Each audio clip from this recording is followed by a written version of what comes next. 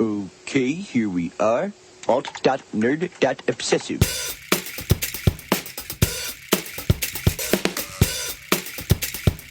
Worst episode ever. Hey everybody, welcome to Worst Episode Ever, a podcast for people who love The Simpsons by people who love The Simpsons about how much we hate The Simpsons. We're here trying to find which is the worst episode ever, and my name is still Dan. And my name is still Jack. And we're back with our 27th episode. Big 27. Wow. We're officially past the halfway of the year. Oh, I thought you were going to say we've outlived Kurt Cobain, Janis Joplin, Jimi Hendrix. First we have to make it through this episode, and then that will be true. Also, they were 27 years old, not 27 weeks old, Well, which, you know, if you could make a career like that at 27 weeks, that is really burning out before fading away. Definitely, that's some Benjamin Button style stuff. So this is our 27th episodery, our Suck It Kurt Cobain episode. They're all suck at Kurt Cobain. Yeah, that's right. Episodes. I mean, we're still here. We got He's a not. personal vendetta against the guy. It's a long story. It goes back way. He ran way. over my cat. There's the entire story in a nutshell. That's the story, and it's complete libel. I think I could get sued by Courtney Love. She sues everybody. That's true. So, Miss Love, Cut all this. we're gonna cut this. Never mind. Okay, let's start over. Hey, everybody. No, we won't start over. But we want to thank everyone for listening to this episode, for downloading the episode, for sticking with this show, for reviewing us on iTunes, and you guys are great with clicking through wepodcast.com, our Amazon links, helping us to support the show. Very much appreciated. You guys are great, and unfortunately, we're going to suffer through another terrible episode today. I like how we're punishing our fans every week. Yeah, It's every week, just like it's very antithetical. remember how this thing you loved is like turning to garbage. It's like going to like a Holocaust museum. Like you're just like Yep, you know it's exactly like, the same. Like you're not you're not going to enjoy yourself, but you know you're still You feel you should. Yeah, you should go anyway. get something out of it. So we appreciate you all. All of you. We should put that on the book jacket. You know, when we write our tell-all book. Worst episode ever. It's like a Holocaust museum, but podcast. Wow. We're gonna put that on a T-shirt. I think we're gonna sell that, and that'll be good. So today we have another episode for you from season 14. It's the 6th episode of season 14. It originally aired in December of 2002. It is called The Great Louse Detective. Jack, have you seen this one? I'm pretty sure I have. I'm pretty sure I have. So I have history with this episode, Yeah? as I think I may have alluded to on the podcast before. Maybe I've said it. I don't know. I'm going to tell you the story again. Okay, well, right off the bat, it's a Sideshow Bob episode. It's a Sideshow Bob episode, yeah, and I'm a big fan of Sideshow Bob. We'll talk more about this later, Yeah. but I just want to say this is the episode that made me stop watching The Simpsons. That's huge. Yeah, I remember watching this. I was a freshman in college when season 14 started, and kind of everyone would get together in the common room where the only TV was, and we'd all watch The Simpsons on Sunday nights. And I remember the season started with that one where Homer goes to rock and roll fantasy camp, and I was like, that one wasn't very good. And then Large Marge was like 2 weeks after that, and We obviously our opinions don't on like Large that. Marge are known. Well recorded. But then this one aired, and I was like, a Sideshow Bob episode, finally, like, we're gonna get back on the right track. And I just hated it so much that I remember vividly, I just walked out of the room when the episode was over, and I said, I'm done. Wow, that's big. So Battlestar Galactica was when you started realizing, because I remember when we first started, you said that was a big one for you. That was also a big one. That was when I realized, the first episode that I was like, that wasn't very good. But this was the episode where I was like, this show is no longer capable of making good episodes. I wonder if I stuck with the show a lot longer than you because I took a huge hiatus from season 9. Like when I started hanging out and not being at home on Sunday nights. Yeah. And then I didn't watch TV at all in college. And I didn't really come back to the show again until I got a DVR, a TiVo, Right. after I graduated college. And then I started watching it regularly again because it was so easy. So I wonder if the fact that I skipped a bunch of years, even though those years were better than what I started watching, it was just I didn't see the car crash. I kind of just heard about it afterwards. Yeah, so I mean, you didn't see it live. You kind of you saw even worse episodes, and then went back and saw these episodes like season 14. But because I didn't see it happen, like Right. if you hear Grandma dies, but this is a dark intro. This is a dark intro. If you hear Grandma dies, it's pretty heartbreaking. But if you watch her die over like 2 years, it's slightly more heartbreaking. it's slightly more heartbreaking. I think that's the right way to put it. So call your grandmothers if you can, and visit that Holocaust museum because you really should.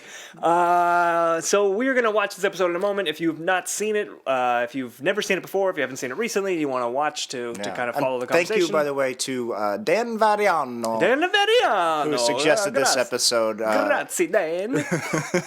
Yes, thanks for suggesting the episode. If you haven't watched it yet, you can do so on simpsonsworld.com. Season 14's on DVD. Also, did you hear about they stopped releasing the DVDs? Yeah, I just posted something this morning on our Facebook about it, but or 5 days ago. Yeah, no, it's kind of crazy. I mean, I get it because nobody buys DVDs anymore, right. But I'm also OCD, and I feel like if you start something, you should finish it. I agree. I'm looking at you, Cornelius Vanderbilt, 500-page biography. I'm going to finish it. It's been 14 months, but I'm on page like 200. You've been talking about that book, not on the show, but to me personally, for months now. I know. Since last summer, I really want to finish it. All right, well... It's a great book. I just don't have the time. We're going to take a break. We're going to watch the episode. Jack's going to read a book about Cornelius Vanderbilt, so we'll be back in a few months. Wait. Is this the end of the show, or is this the end of the introduction? I don't know where we are anymore. Which is weird, because we're doing like a normal time recording. Like, it's not one of our... Popeyes. No Popeyes, no late night shenanigans. I think 7 o'clock in the night. I think we've eaten so much Popeyes now that it's kind of, our body is just kind of producing it on its own. It's baked into our organs. And we're secreting the Popeyes elixir. We're just making it on our own now, like at the end of that Bradley Cooper movie where he takes those pills. Secreting the Popeyes elixir, starring Bradley Cooper. That was the movie. That's the movie. He got nominated for an Oscar for it. That's right. We're going to take a break. Watch the episode, The Great Louse Detective. Let's do it. Homer, think carefully. Of all the people you have known, who might have reason to do you ill? Well, there's Mr. Burns, Fat Tony, the Emperor of Japan, ex-President Bush, The late Frank Grimes, PBS, Stephen Hawking, the fat little Dixie chick. and the state of Florida. How can one ordinary man have so many enemies? I'm a people person who drinks. So that was The Great Louse Detective, not the Great Mouse Detective. It wasn't. I watched the wrong thing then. I watched the movie with the mouse, like Sherlock Holmes from the 80s. Let's talk about Sideshow Bob. Before we get into this episode, let's talk about Sideshow Bob in general. Let's do it. So, how would you rank the classic episodes of Sideshow Bob? Well, let's say, okay, so when we say classic... I mean, almost every one is one of our favorites of that given season, right? They're maybe. You're a big Sideshow Bob fan. I love Sideshow Bob. I love Kelsey Grammer as an actor. Maybe not as a person. Because fuck that guy. But no, I love Frasier. My wife loves Frasier. Like, we've been watching a lot of Frasier on Netflix. Oh, that's cute. Yeah, Sideshow Bob. I'm a big fan of the Sideshow Bob episodes. And so let's talk just about the classic ones. So seasons 1 through 8, I guess. Yeah. You got the first season when he frames Krusty. Yeah. You got season 3 when he's going to kill and marry... He's going to marry and kill Selma. All right, the gas. Right. Then there's the one where he runs for mayor. There's the one... Cape Fear is before that. Cape Fear is before that. The one where he runs for mayor. The one where he wants to abolish television. And then the one with Niles, with David Hyde Pierce coming in as his brother. Yeah. So that's 6 episodes. Uh-huh. So what's your favorite? I'm partial to the Brother from Another Series because I love Frasier, but I think the clear winner out of those is Cape Fear. Okay. Yeah, I mean, Cape Fear is an all-time great Simpsons That's episode. funny. For some reason, I expected you to say Sideshow Bob Roberts when he runs for mayor. No, that's a good one. That is a really good one, but it's actually maybe my 4th favorite because Cape Fear. Not only is Cape Fear my favorite Sideshow Bob episode, there was a long time I considered it just hands down my favorite Simpsons episode. Yeah, I mean, I don't anymore, but it's up there. But if it was your favorite episode, you'd have some great-ass taste. And it was before I'd even seen the Scorsese remake of Cape Fear, too. Right, yeah. I only saw it like 2 years ago. Yeah, good movie, though. It is a good movie, but you could honestly, everything about it from that Simpsons episode. I was shocked at how much it direct. parodied, yeah. Cape Fear, but a close second, actually, is the Niles one. And I'm not, I watched Frasier as a kid. It was actually, I think it was the show that allowed me to first stay up till 9:30, I think. Or to 10 o'clock, really. So Frasier came on the air and your mother was just like, well, Jack, you're staying up to watch it. Well, no, I asked. I was like, can I please stay up late to watch Frasier? But I wasn't like a hardcore fan. But that episode is just so funny. And I like when bad guys become good. It's always that trope in any drama. A good redemption story. Yeah, I love good redemption stories. So I actually love that one.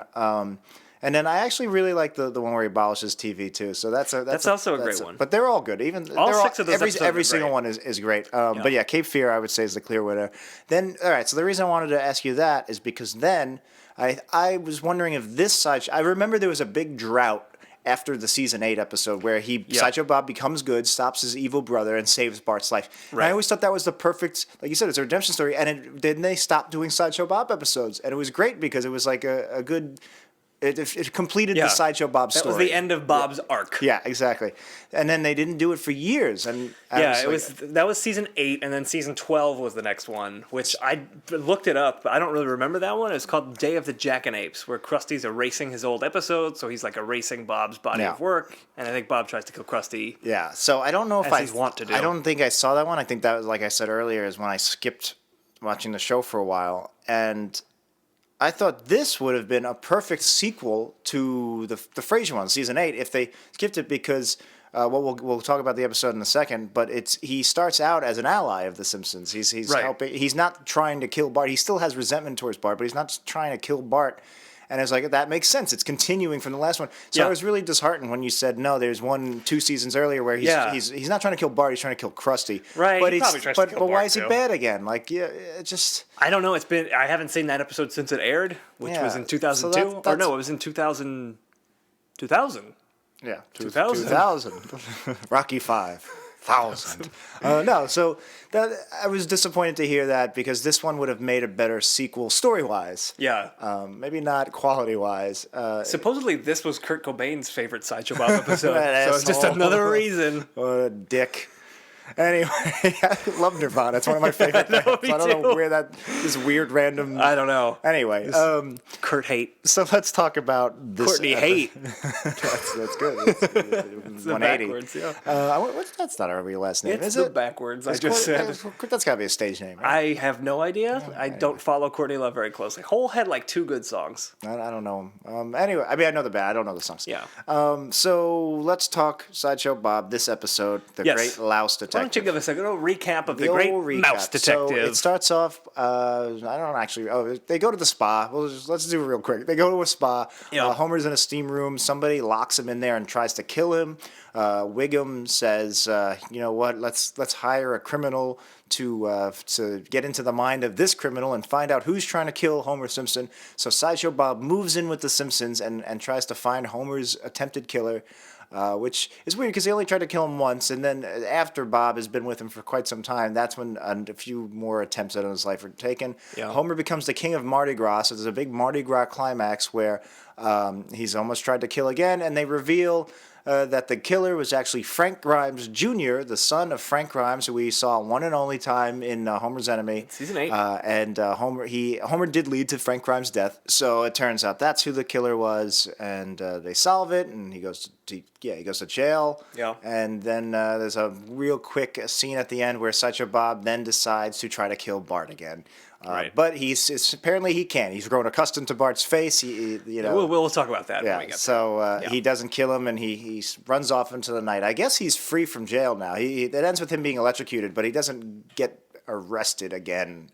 Yeah, I have not seen it, but there's the following episode after this, I think was season 17, and I think Bob is on the loose. Is that the one where he's in Italy? Yes. Okay, so I've never seen that one. He starts another life in Italy, that's all I'll say, yeah. Where to begin with this one? It begins with... Let's begin at the beginning. It begins with Marge vacuuming. Okay, yeah. Let's begin at the beginning. Yeah, Marge is vacuuming, and she can't find Maggie. And she vacuumed up Maggie. Maggie was in the vacuum bag. What was that? I don't know. It was just this weird, 20, 30-second opener. Yeah, they spent a lot of time. I noticed, especially in this episode, it must have ran short. A lot of jokes get dragged out. Yes. And they have, Maggie dusting her off. And I really like the line where Marge goes, "No one will ever know." I like that, but why? The whole thing was pointless. This is something that I noticed a lot in this episode where, okay, so the payoff to that whole Maggie thing, I guess, was Marge saying, "No one will ever know," and then kind of the episode starts proper. Right. Was that whole build-up worth it for that one line? No, not at all. No. What's funny, too, is, so I guess she vacuumed up Maggie.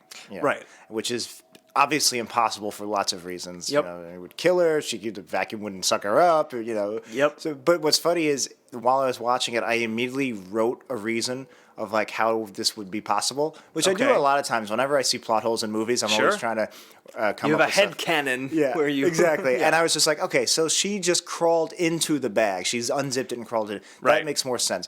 And yeah, you know what? Maybe that's how it happened. But it's funny that even watching this shitty episode that I don't consider classic, like canon, Yeah. I'd better off ignoring it. It's funny that my brain was still like trying to fix the show right. and be like, no, she crawled into it. It's still not. It's still good. It's still good. Exactly. I thought that was funny that my subconscious was actually.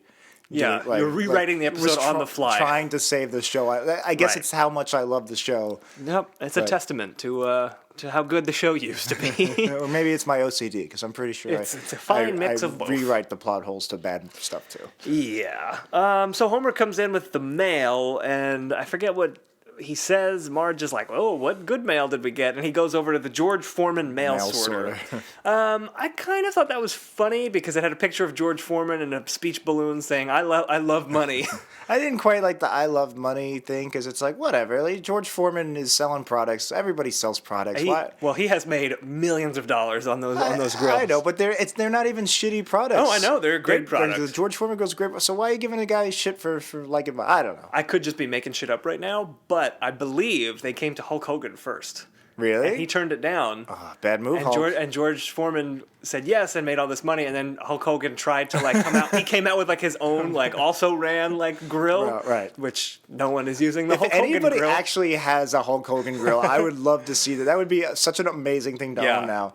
I thought the joke was, I don't know. I may have completely made that up. I know. Amazing if you did. I know Hulk Hogan was offered the grill. I don't know if he ever came out. He came out with something. He came up with that amazing rap album where he. That Macho Man had a rap album. Hulk Hogan didn't have a rap where he's rapping on the beach. That was Macho Man? Maybe he also had a rap album Where he's like, "Yo, I'm on the beach with the dudes," and you don't remember that? Well, he was You're on a big wrestling fan. I am a big wrestling fan. He was on a show called not Son of the Beach. That was a different show. Yeah, that was a great show. Yeah, he was on a show called Thunder in Paradise, which was like a Baywatch knockoff. Mm-hmm. Maybe he sang a rap song on that show. Is that what you're thinking of? There's he came out with a rap single on the beach. All right, we're stopping the show. I was just gonna say this is worth stopping the show for. We're stopping. We're Done. looking it up. We'll be right back.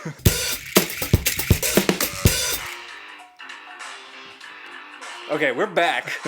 We are currently listening to the song Beach Patrol from Hulk Hogan's 1995 album.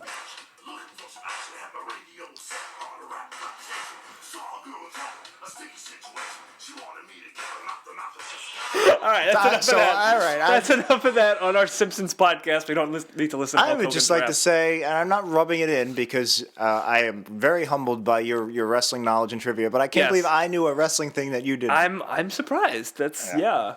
Okay, so while we were out, I also looked up. He was offered the George Foreman grill, and then he came out with a blender to kind of make up for it. So it wasn't a grill. That makes more sense. Blender, you make more healthy products with. All right, so let's talk about what are we talking about? Besides the I like money line, which you liked, I didn't like. Oh yeah, I did like the idea that he had a mail sorter. It was it's dated, but it was such a landmark thing for so long that it's unlike there's other specific references the show's made where it's just like, what? Huh? What's the XFL? Yeah. But this was something that was around long enough to go, oh, that's very late 90s. The XFL was Vince McMahon of WWE. I like the XFL. I never watched it.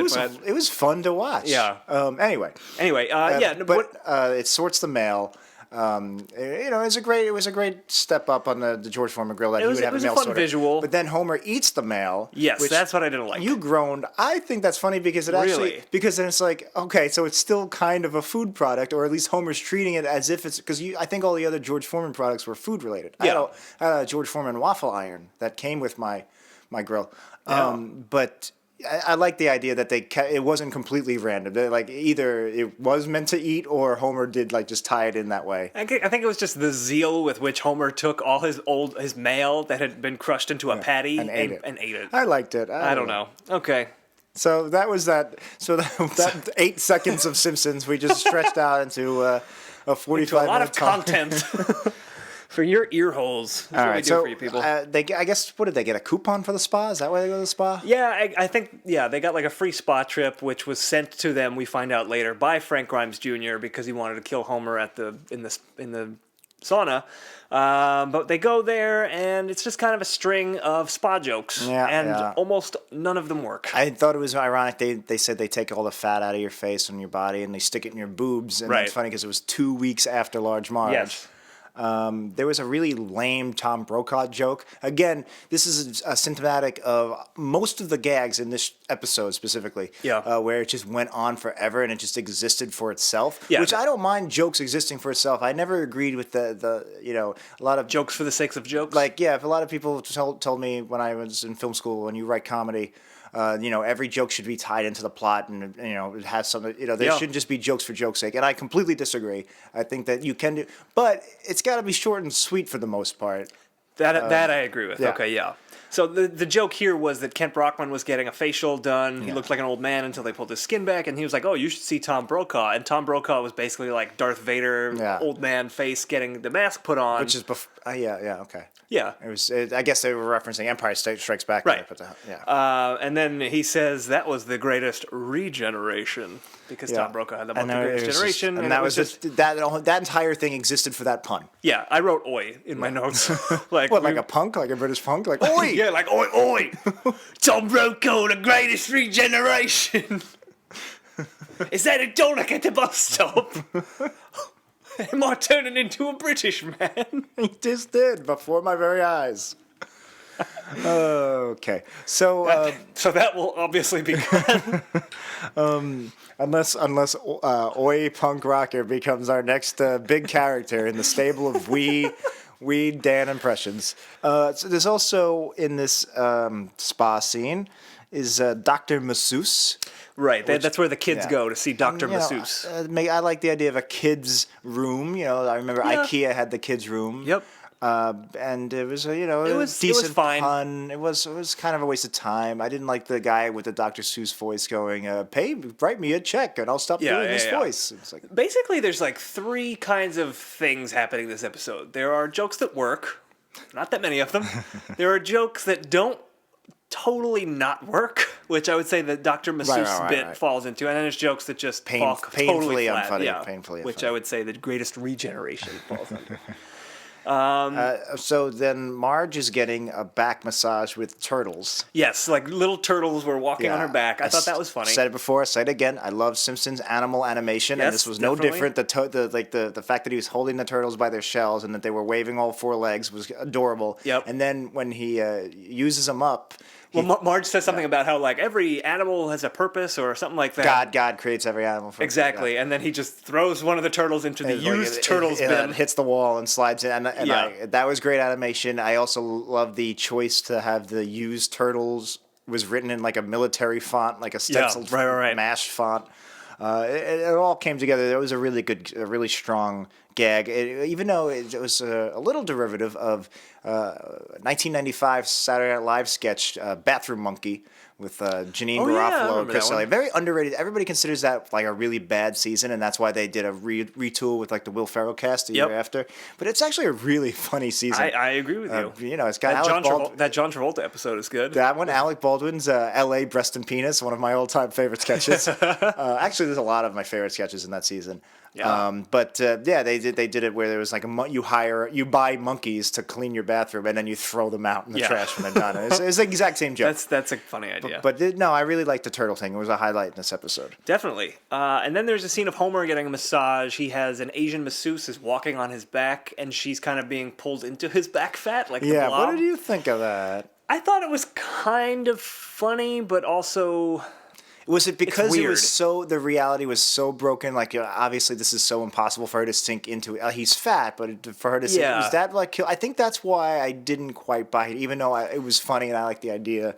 Yeah, that sounds about right. I mean, it was I like the idea of her getting stuck in Homer's back fat, but she didn't need to be like being pulled in like quicksand. And then Homer says, "Don't fight it; you'll only sink in further." That didn't need to be there, but I don't know how I feel about that one. That's yeah. It was that was for me. That was in the middle. It was a joke that was there. Yeah, since we're talking about every single joke in the spa scene, let's do it. What did you think about Marge's hair rubbing up against Frank Nelson's butthole? Which is a phrase I don't think I'd ever say. Frank Nelson's butthole. Those three words together in my life. They've over-sexualized Marge so much. Now she's rubbing her. She's got the hair fetish happening. I feel like we shouldn't talk about Frank Nelson's butthole unless we're doing it in Ullman era Simpsons voices. Let me rub your butt. Okay. Yes. Oh, God. That's my wife rubbing his butthole with her hair. Cowabunga. Mine's turning into Hank Hill. I don't do voices. That butthole ain't right.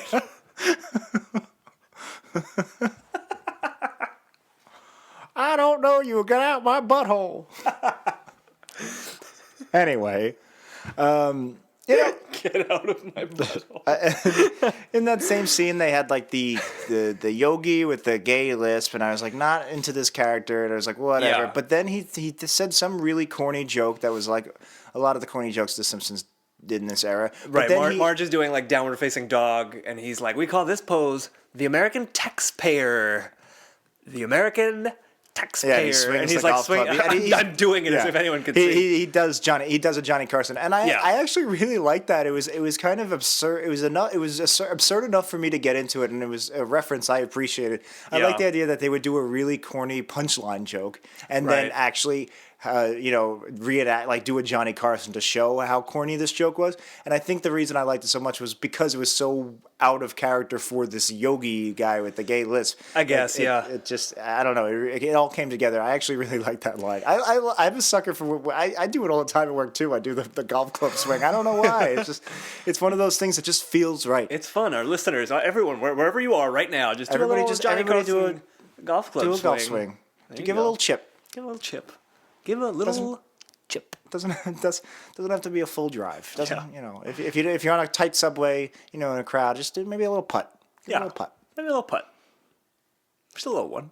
Yeah. So this whole, I'm done talking about. I am done with this whole episode. I'm done talking about That's the spa. But in general, I feel like the first act and most of the jokes that we didn't like, and even some of the ones we did like, I feel like they were all or most were symptomatic of what we've talked about on the show, the stand-up type humor, where it sounds like the way a writer would do observational humor in a stand-up bit, where the show's not really incorporated. It's funny that I just said I don't mind when it's a joke for joke's sake, but this wasn't incorporated in the story. It was literally just like, hey, isn't this thing weird, or isn't this thing funny, or isn't this pun a funny pun? It's kind of the same as the Kill the Alligator and Run episode, where the jokes here weren't the Simpsons are at a spa. It was, here's a bunch of jokes about spas, and the Simpsons are here. Yeah, and then which if you can do a few of them and it'll be funny. Like I said, I like the Turtles, I like the joke, but then but if you're doing entire setups and scenes for them, like the Tom Brokaw, the whole thing for this one pun.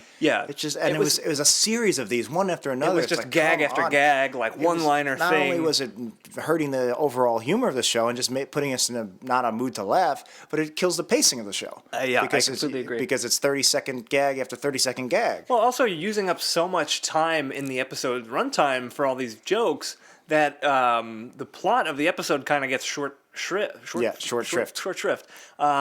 Because it just seemed, we're jumping ahead slightly, but it seems so quick that it's just like, Homer, someone tried to kill you, let's get Sideshow Bob.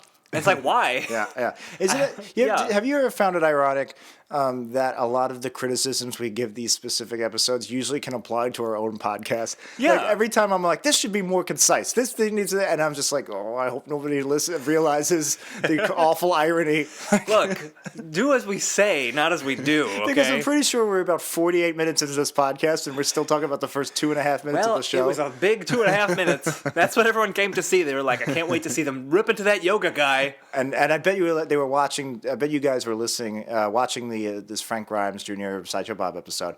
And I bet you were like, "Oh man, I hope this is when they finally bring up Hulk Hogan's Beach Patrol rap single and other stuff that I probably already deleted, and it won't make sense if I reference it now." But right.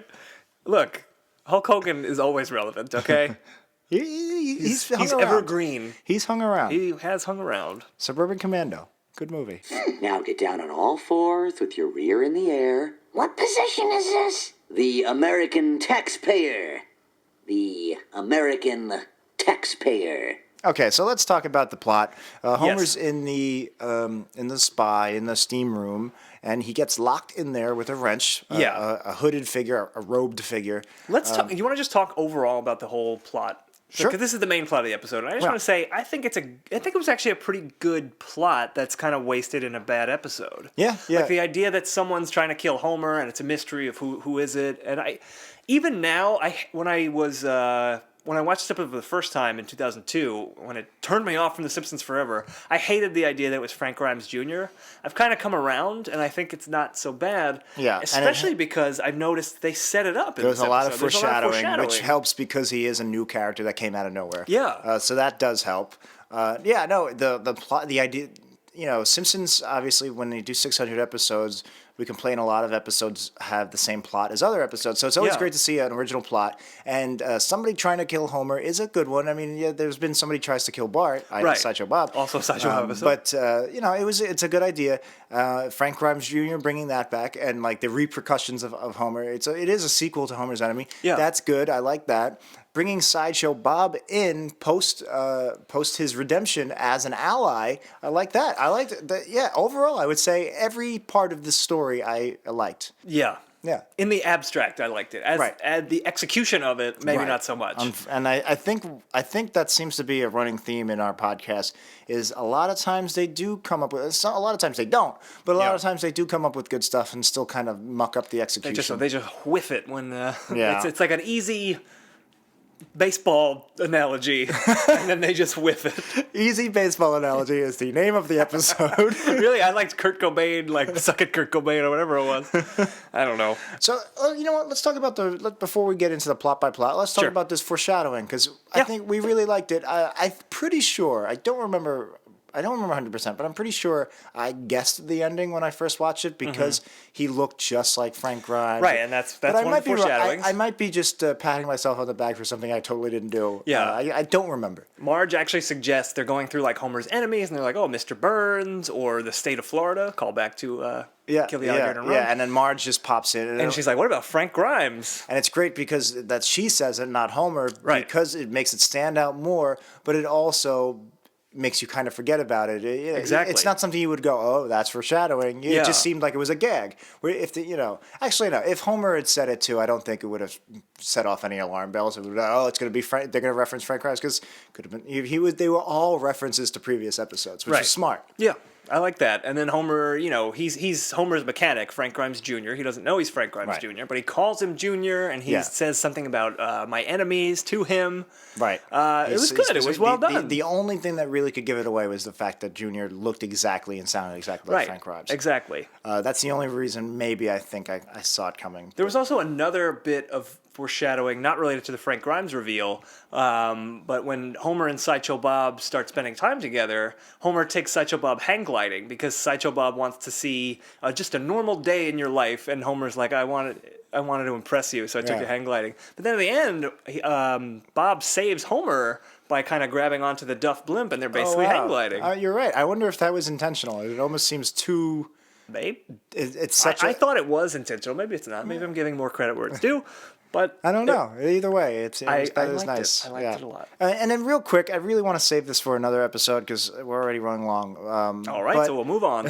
But Frank Grimes, that and Homer's Enemy, does seem to be one of those linchpin jump the shark episodes for a lot of people where this is where the show stops. We say Battlestar Galactica, this episode, I put the line at season 9. Yeah. We were surprised. Some people say Bart versus Australia, but there's a lot of people who really don't like Frank Grimes. Well, because that episode broke the reality in a different way. Because the whole point of that episode was, what would a normal real life person think about Homer? And they would be disgusted by Homer because Homer, even then, when he wasn't as much of a jerk-ass as he is, like, in season 26, he's an aggressive guy. He's stupid to the point of incomprehensibility. Yeah. Well, I think at some point maybe we'll just have to watch the episode for the show and get into, and I think both of us will end up defending it. Yeah, I think it's a great episode. And as do I. But I think we should acknowledge that a lot of people didn't like that. So if you don't like Frank Grimes, you're definitely not going to like a Frank Grimes Jr. plot. Or maybe you will. Maybe you'll say, hey, look, Homer does deserve to die for this awful episode. I don't know. I can't seem to You've been waiting 6 years for it. It's hard for me to put myself in the mindset of someone who didn't like that episode. But that's why I'm interested in doing it at some point down the line. Sure, let's do it. Let's find someone who doesn't like it, and we'll get them on the show. Okay, that's a good idea. Let's do it. I don't know if I want to invite them into my home, but... We'll have to record in the park. We'll record at this. There's a bus stop just outside of We Studios. So nice. It's so nice out today. We should just record in the park. Come outside. No, Come to the spa and exfoliate. Exfoliate. That's clever. Did you do that on purpose, or that just kind of come out? Oh, okay. So it's a Grimes episode, and it's also a Sideshow Bob episode. Yes. And Homer, Frank Grimes Jr., attempted to kill him by locking him in the sauna, and they go to see Chief Wiggum to be like, hey, someone's trying to kill Homer, we need to do something. It just seemed to me that it was very abrupt, that it was just like, let's go get a criminal to help us out. Yeah. And I think it could have been slightly better if the way in which Homer was almost killed, if they could have been like, oh, this is something that one person in Springfield jail is an expert on, and then reveal like it's Sideshow Bob. Yeah, you're right. As opposed to, it was literally just an attempted murder, which... let's go find any murderer to help us out. And like, do you do the like? Usually, when you do pull a Hannibal and you get a criminal to help you get into the mind of another criminal, right? It's not just for a crime that happens pretty much every day. Like, so do they do this for every? Instead of having homicide detectives, they just go. They and just get a bring criminal. Sideshow Bob out every time. So you're right. That really it would and. It's funny that you're right. They should have come up with something that only Sideshow Bob was the only one. Right. Especially since he never actually has murdered someone. You'd think you'd get a murderer. An actual murderer, yeah. But I guess Sideshow Bob is. I guess he is the expert on attempted murder. Since that seems to be what he's best at. Multiple time attempted murder. He's the best voter fraud. Best attempted murderer who didn't graduate into murderer. Yeah. Good for you, Bob. That makes sense. Yeah, that makes sense. So yeah, I thought that was a little weak, and then they go to the prison, before they reveal it's Sideshow Bob, they go to the prison where he's being held, and they're like, oh, the prisoners are ordered by craziness? What'd you think of that? Then like two prisoners fight, because they're like, I'm crazier than he is. I didn't like it, but I didn't hate it. Yeah, it was just like, why is this here? Like the idea of Wiggum saying, yeah, you should be over here instead of here. Like... It's funny in theory. I don't know. There was like no payoff. Like two criminals we don't know are crazy, and one of them thinks he's crazier than the other, but the other one really is crazier. What is that? It's the nothing. Crazy voices. It just seemed kind of forced. Yeah. Yeah. It's weird because this is such a plot-heavy episode, and you could do like a lot, and it seems like they were just padding it at every chance they could. You're right. No, it definitely felt like it was running short the way they were stretching out every gag. Unless it wasn't that at all. Unless that was just the type of sense of humor the writers' room had at that time. Where they liked. I think that might be what it is. These stretched out gags. Well, I just want to say, so they're walking through the prison, and they get to Sideshow Bob, and they reveal it's Bob. He's in like Hannibal Lecter type containment system. They I have guess his hair bolted down. That's what I was going to say. I liked that they had his hair bolted down. Did you like that? I thought it was a funny visual gag. Yeah, you know what? I didn't even think consciously, do I like this or do I not like this? It was such a non-thing for me. Fair enough. I did not like it. Yeah, it was... I guess I didn't even really consider it a joke. Grasping at straws for this episode. Anything that I can praise. It's nice. Yeah. And it is, you're right, visually it helps. Actually, since we're talking about Sideshow Bob's hair, just one other thing. Yeah. At the end of the episode, he gets electrocuted a lot because he has an electric thing on him.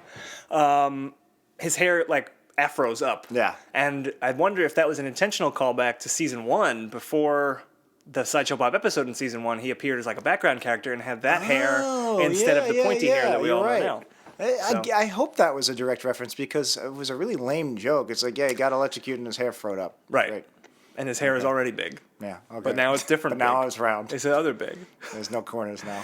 Gosh. I really hope it was a direct reference to that. That would have made it much more worth our time. I'm glad we talked about all our Sideshow Bob hair references now. Yeah, cut all this. So Homer and Bob get set up as kind of like a duo. Bob has this electric thing where they can shock him if he acts out. I didn't even think about that it's Sideshow Bob and Homer as a duo. That's such an interesting character dynamic, and I guess because they barely did anything within this episode that I didn't even consciously go, oh, this is a Sideshow Bob Homer duo. Yeah. I didn't even think about that. They do nothing that would have been with it. such a fun dynamic because it's two huge Simpsons characters that never really interacted that much. They've never carried an episode together. Right, yeah. And now how would they play off each other? They don't play off each other at all in this episode. And I was about to say, well, it's not really a duo. It just has to do with the story. But you're right. It's totally a duo episode because the hang gliding and everything. They just didn't do shit with it. That sucks. They didn't they wasted all their time on these gags that had nothing to do with their core dynamic. That would have been great. That is by far the biggest problem. I actually did like when Homer goes, I was just trying trying to impress you. Like, that wasn't a bad line. Right. Because Sideshow Bob, he's an attempted murderer and a felon and a former mayor of the city. But, like... And they could have bonded over their hatred for Bart. Yeah, but, Bob is like a learned kind of aristocratic type, and Homer should be trying to impress him. Like, that makes sense with the character dynamics. They should have done more of that. Both of them. Less of this. And less of fucking... Fuck. Moe's eggs exploding. You want to talk about that? I did like when Moe's, Frank Jr. puts a gun in the thing. Right, Which, by the way, just Moe's. sticking the gun in through the door and shooting. I know that's like a classic mystery trope. Yeah. But it totally reminded me of like those cut scenes in Carmen Sandiego on the floppy disks when like a gun would just come in and go bang. And, nice. Because you're getting too close to the... Yeah, gumshoe. So he shoots the pickled eggs and Moe is just like heartbroken. He's like, aw. He says, I should have taken more pictures. I should have taken more photos. I really like that line, but then I did not like the memories. It cuts over to the wall and goes through all these pictures. And again, that's another 30-second padding.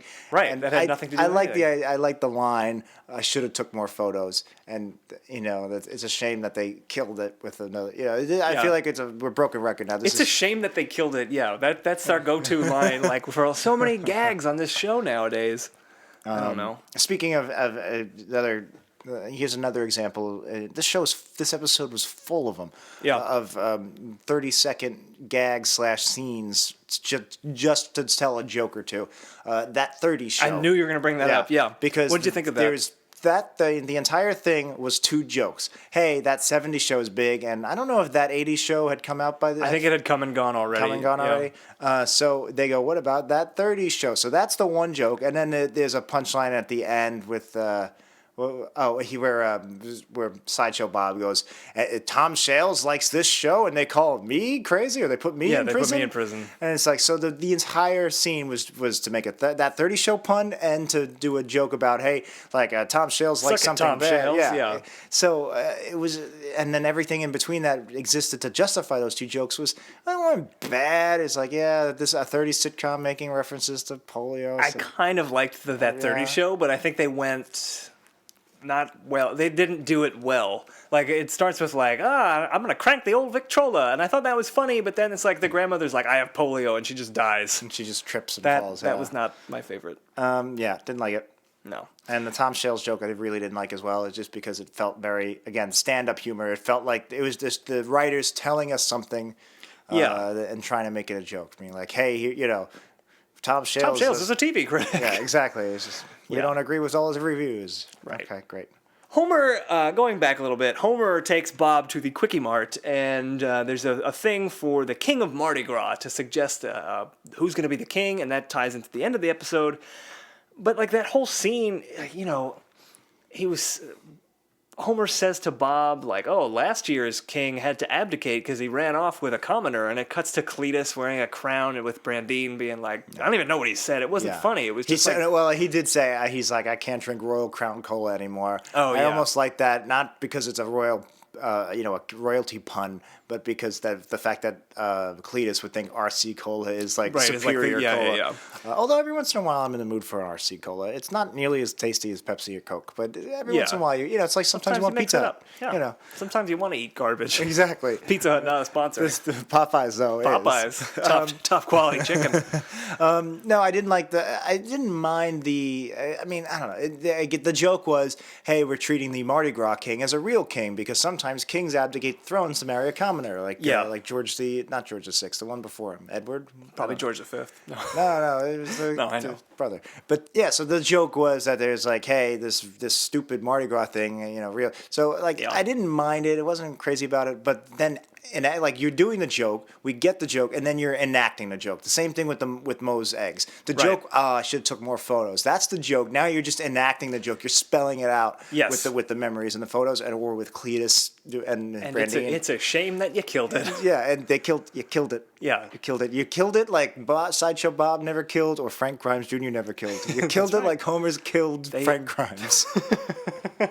The only successful murderer, Homer Simpson. You killed it like Courtney Love killed Kurt Cobain. Oh, that is speculation. That is opinion. But she clearly drove him to kill himself. Speculation. Cut all this. I was gonna mention the jugs and ammo thing in the Quickie Mart, but Oh, that was awful. It was all right. I'll mention it because it's so awful. You're gonna mention it because you mentioned it. Yeah. So another thing in that Quickie Mart scene, Homer picks up a copy of Jugs and Ammo and holds it up. And they stay on it for so long, just like, do you get the joke? It's Jugs and Ammo, not guns and ammo. They stayed on it for several beats. It was really like, hey, we really want to make sure you get this amazing joke we came up with. You get it? Like jugs, like boobs. What do you think the joke is? The joke that Jugs sounds like guns and it's like Guns and Ammo is a real magazine, or is the joke that all those gun and tattoo and biker magazines are almost just excuses to show like sexy women with boobies? I think it's both. I think it's all of it. I think they're saying Homer's so dumb he just wants to see guns and tits, which okay, that's fine, I guess. So was it the joke juxtaposition of his crude, boorish like for this magazine to Apu and Sideshow Bob just had this very eloquent, nostalgic conversation? Maybe that could be it. But why you need to show me the cover of the magazine for a good 10 seconds? No, there's no excuse for that. No clue. Okay. And I also didn't like the nostalgic reminiscences. It's like I don't care for most Apu jokes where he gets robbed a lot. Sometimes they're funny, but I just didn't like. I can see him and Snake having a rapport because it's all the time. But just this one time, Sideshow Bob. And he's like, oh, but now these days the kids, they don't rob me the way you did. And it's like, well, he really just held a gun up to you. I remember I watched it. Yeah, it's right. Like, there's nothing special about it. That didn't bother me so much. I mean, this was a very nostalgia-heavy episode with lots of episode callbacks. That was if I made a list of everything I didn't like, that would not be near the top. All right, I'm sorry. You fucking prick, Jack. Sideshow Bob sets up the dummy outside. Just real quick, what'd you think of that? He sets up this dummy, and he's like, "Now your assailant will come and beat the dummy, and we'll catch them." If we're, I know this show isn't The Wire and in its gritty realism. Yeah. Obviously, people wouldn't fall for it as a decoy. I actually love the sequence. I love the idea that everybody was trying to kill Homer. I did too. I thought that was really funny. Homer actually, tackling Homer and beating him. Nailed it. Not so much. Yeah. I didn't hate it. Yeah, I loved. It was probably my favorite part of the episode when Mo comes up and just hits him, I think, with a bat, and he's like, "Call me a sociopath, will you?" And he runs away. I think that was funny. I think I liked even more than that when Patty and Selma throw the block and decapitate him, and either Patty or Selma goes, "He's hurt. Go drive." Yeah, that was funny stuff. But then Homer doing it and being like, "Now I'm going to become the real Homer." Yeah. Felt completely. I agree. Although I always love fake Homer. Animation as much as I love animal animation, just like it's stuffed with straw and or like when Marge makes one with the balloon and from in the B Sharps episode. Yeah, like I don't know, I always like weird Homer effigies or anything, even like the blown up Marge T-shirt. Yeah. All right, and then I guess we'll just get to the climactic parade. There's one other thing I want to mention.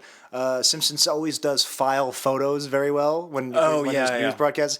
And they've done a lot of great file photos of Homer, like I guess the most famous one's when he's got all the cigarettes in his mouth. Yep. This one wasn't one of the best, but it was still a good one. It was a file photo, and it was Homer, like a gorilla had stolen Homer's pants and was like giving him a dirty look. And I guess it's sucker for animal animation. The gorilla's look was priceless. I knew you were gonna like that. Yeah, no, it was a good little bit of animation. Okay, so let's jump right to the end of the episode. Homer becomes the Mardi Gras king, and it's all a ruse to bring him out into the open so Frank Grimes Jr. can kill him.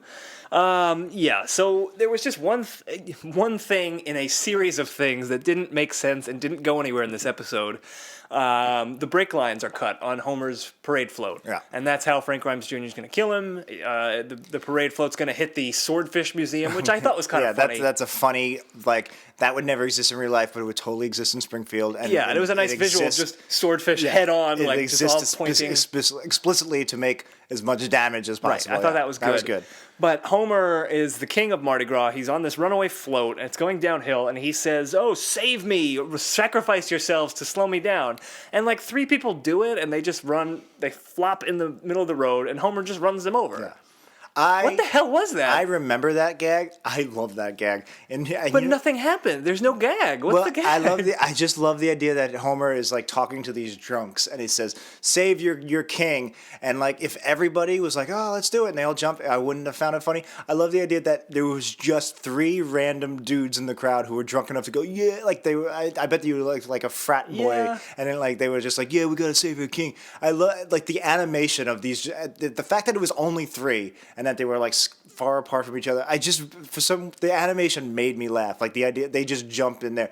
Then he runs over one and like crushes his back. Actually, I like like the painful look he makes. But then they cut back and what does he say? Oh, he's like, can I at least get some beads? And he goes, Mardi Gras beads aren't for dudes. Yeah, that was terrible. And again, that was killing the joke, which is already dead for you. But yeah, no, it was never alive. It was a stillborn joke. I really like that gag a lot.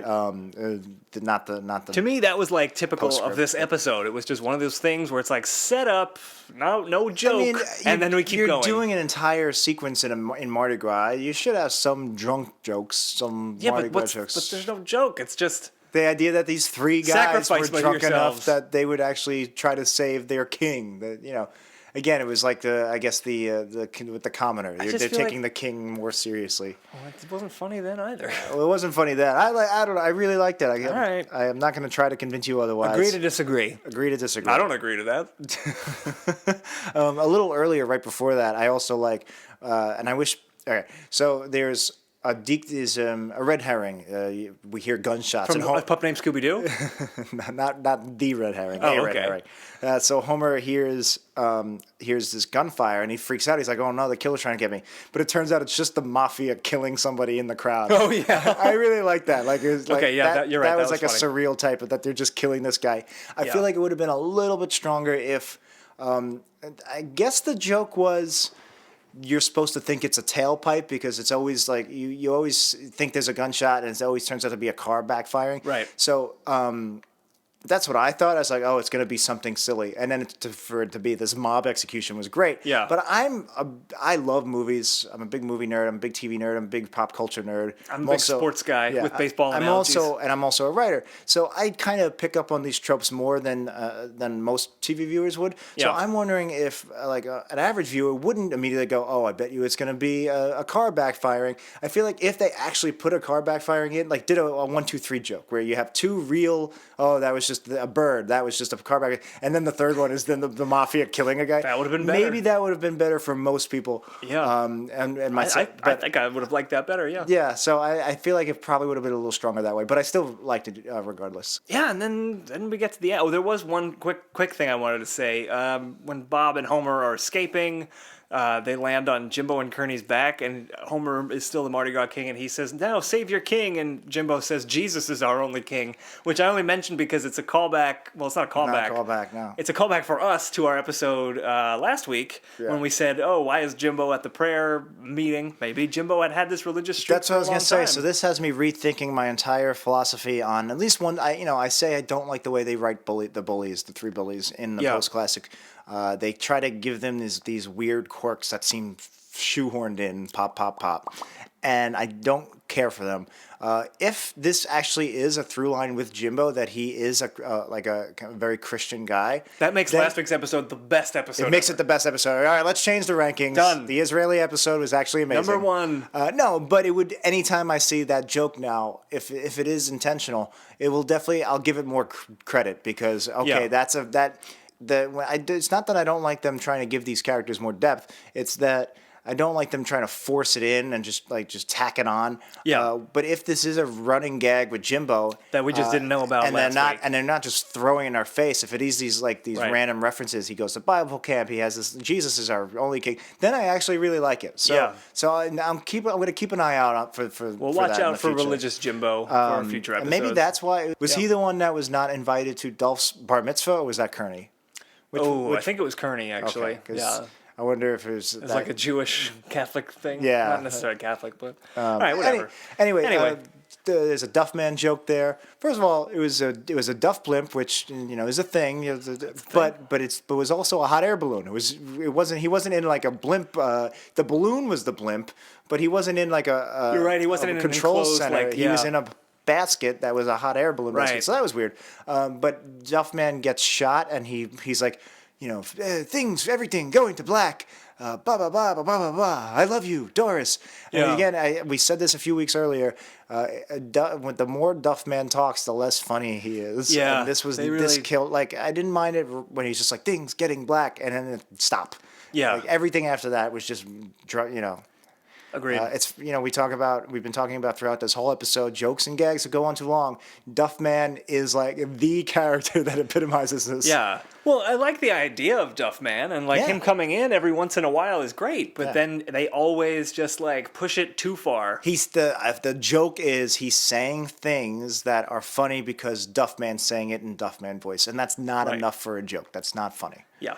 We get to the end. Frank Grimes Jr. is revealed as Homer's killer or attempted killer. He's arrested. And I love the moment where Lisa runs in, like right after they reveal that it was Frank Grimes Jr. And Lisa's like, Dad, we figured out who the murderer is. And he's like, yeah, we know. It's Frank Grimes Jr. And Lisa's like, oh. And she had written down Bumblebee Man. Yeah. It's kind I of... thought that was very funny. It's kind of... I didn't think of this at the time. Now I am. It's kind of the same joke as when they solve the Itchy and Scratchy... With Lester and Eliza? Yeah, with Lester. It's pretty much the same joke, but it was really funny. The Simpsons can do the same joke twice. We'll give them one more. Well, because they did it differently. Both they did it very differently. That it was solved before Lisa could do it, but this was especially just Lisa had the wrong answer. And then the wrong answer was like a random but very well-known Springfield character. Exactly. Like you could totally see that the Simpsons episode where it turns out it was Bumblebee Man. Like it was great.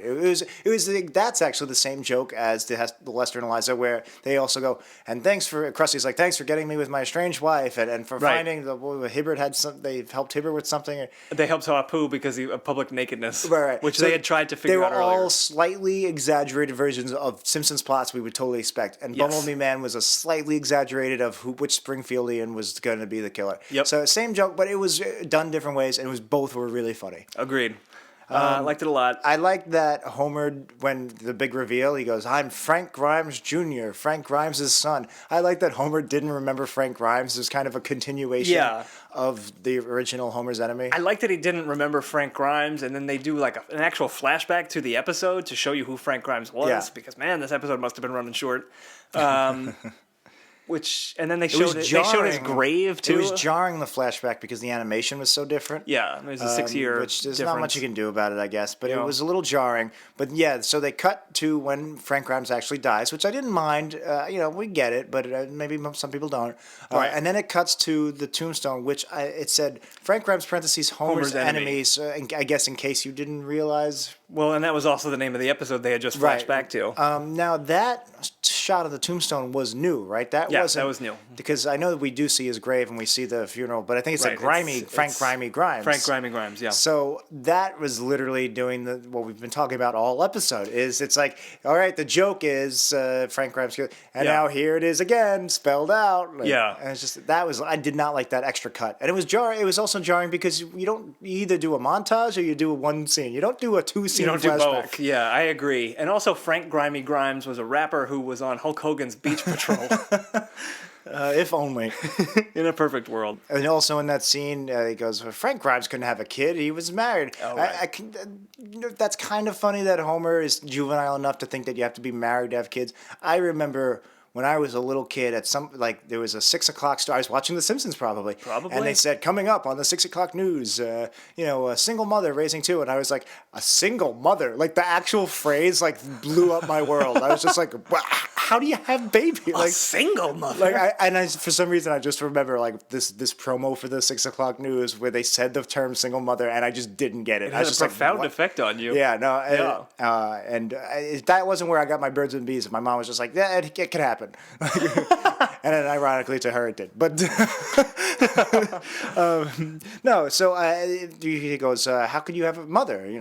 And he goes, well, my dad liked hookers. I like that because Frank Grimes, it fits in with Frank Grimes' character. He was this really hardworking, sad sack guy. I could see him just that was just he wasn't an alcoholic. Everybody's got to vent somehow. I like that he would just go to hookers. I liked it. It was also kind of like a more shitting on his grave, which they like to do in that original episode. But it was fine. I don't know. I didn't love it, but I didn't hate it. I didn't. I think I hated it in 2002, but I don't really care about it now. Whatever the word is for between liked it and loved it.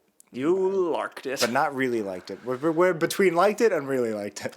Nothing did. And that's the end of the Frank Grimes Jr. stuff, but there's still more. Can't just end it there.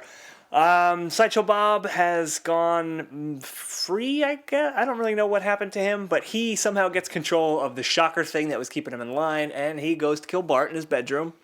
and he's just going to stab Bart, and then he doesn't, and he's like, I can't. I've grown accustomed to his face. And then he sings a parody song from My Fair Lady of I've grown accustomed to your face. Wasn't that song done once before in a Halloween episode? Well, on Family Guy, Stewie sung it once. No, isn't there? Or maybe there's a name of a Halloween segment that's a parody of I've grown accustomed. I think that's it. I think there's a name of a Halloween parody. Maybe. So you didn't like that, right? It should have been good. Yeah. Okay. And it took me a while to figure out why I didn't like it, and I figured it out. Yeah. You got Kelsey Grammer. Kelsey Grammer can sing. You know, Cape Fear, which we just said was our best episode, or our best Sideshow Bob episode. We love that one. It ends with Kelsey Grammer singing, and that worked so well, and that was great. Do you know why it worked well? Because it made sense in part of the plot. Because Bart was getting him to sing to stall for time, whereas here, Sideshow Bob literally just starts singing to nobody. Yeah, I think it's funny you mentioned the Cape Fear. I think that him singing was completely a reference and derivative of Cape Fear. I think it was. Yeah, it was. They said, you know, that time we did it on the boat was so funny. People and like such that. A classic scene. Let's do it again. Let's do it again. But they did it not as good. Yeah, not nearly as good. I did not like it because Kelsey Grammer sold it.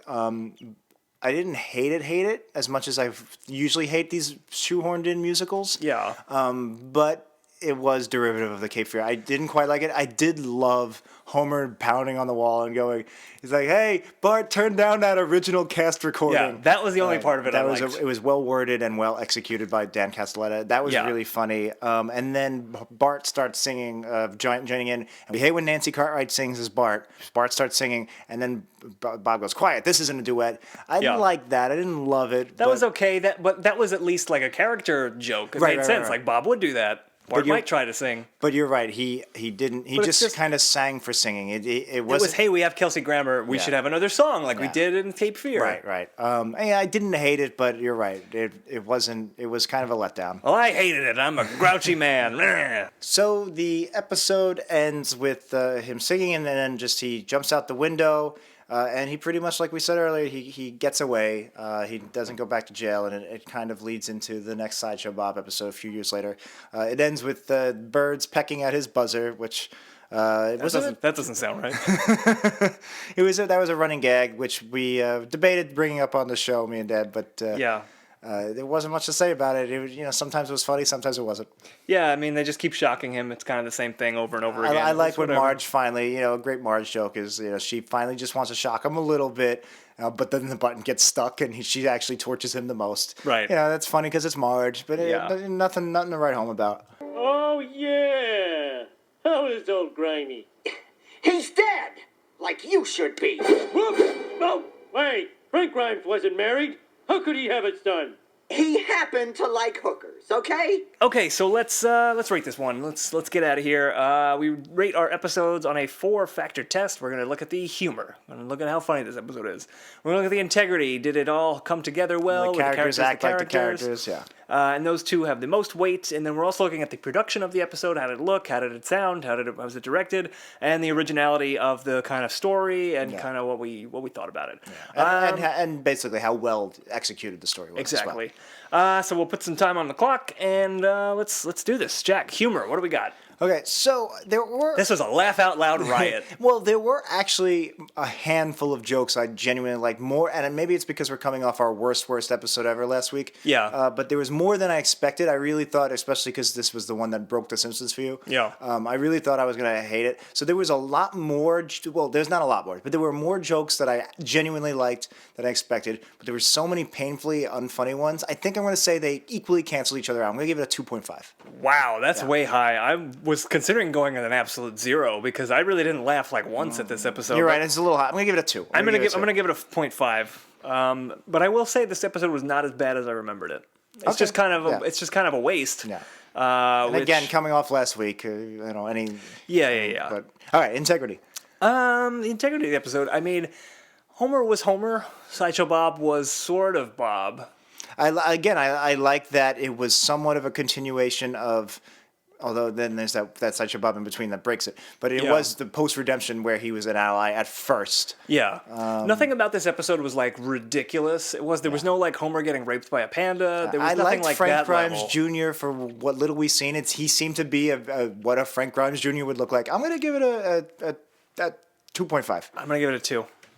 Production, there were a lot of good scenes, a lot of well-animated things that we actually did like. Yeah, a lot of great animal animation. Love the that turtles. animal animation.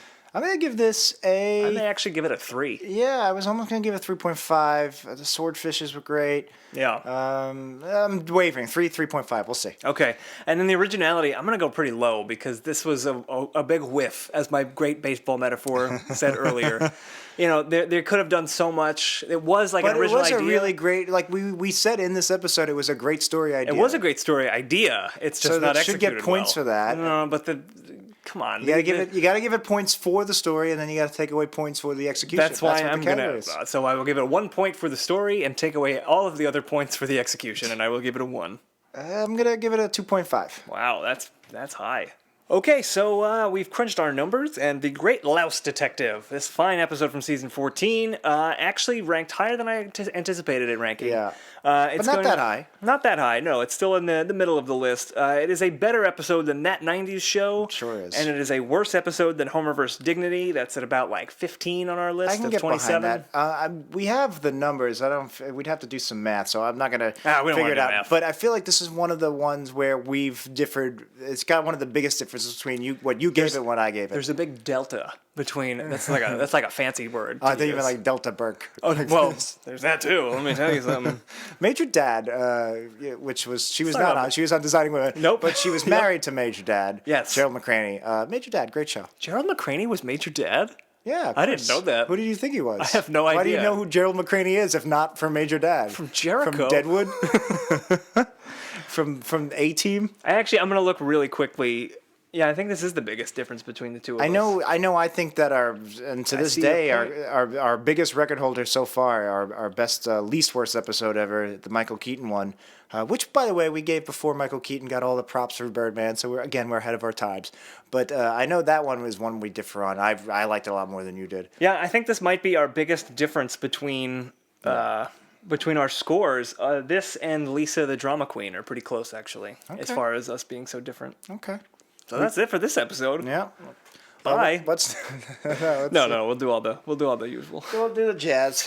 Okay, so that's it for this episode. If you have a terrible Simpsons episode you would like to suggest, you can do that on our website, weepodcast.com. That's weepodcast.com. From there, you can email us. You can go to our Twitter. You can find our Facebook page. And I recommend that you do all those things because we usually have some really great Facebook conversations happening, conversations on the website. It's all good stuff if you want to yell at us, and you should want to yell at us. If you ever see people talking about The Simpsons, I find so many forums online, like it's when people say, new Simpsons this, and classic, there's show Jump to Shark there. Yeah. And I always really want to just go, I have a podcast about this. This is exactly what we talk about. Listen to my show. Yeah. It's less sad if we do it. But if we do it, it's more sad if we do it. Right, So, that's what I meant, yeah. So if you guys ever see something like that, chime in and just throw us a shout out because we'd appreciate Feel it. like I listen to this shitty podcast that's all about this. Even if it's that. Yeah, we'll take it. Yeah, as long as the link's in there. You can just poop all you want. Shit, poop. Just poop out our link. And that would be great. Butts. Poop it out of your butt. Poop comes out of butts. Where does the poop come from?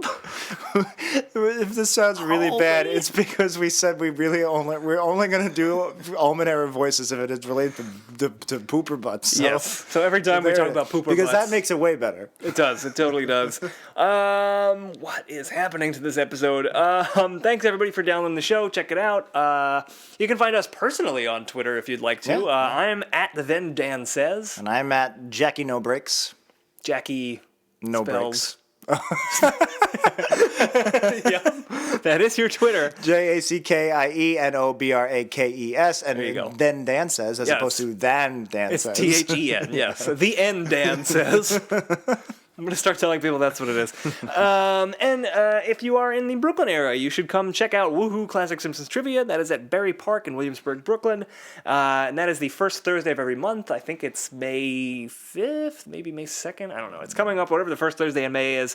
Come on out if you're in the area. Check that out. I host that with friend of the show, Dan Ozzie, past and future guest. And if you live in Chicago, Toronto, and other North American cities, just Google Woohoo Classic Simpsons Trivia. You can find one in your town. Next week, we're coming back. They're letting us do another one. We're coming back next week. We're going to do another episode. We're going to be watching The Book Job. Yeah, a lot of people seem to be interested in having us watch this one. Yeah, so, that's going to be, I think it's season 20?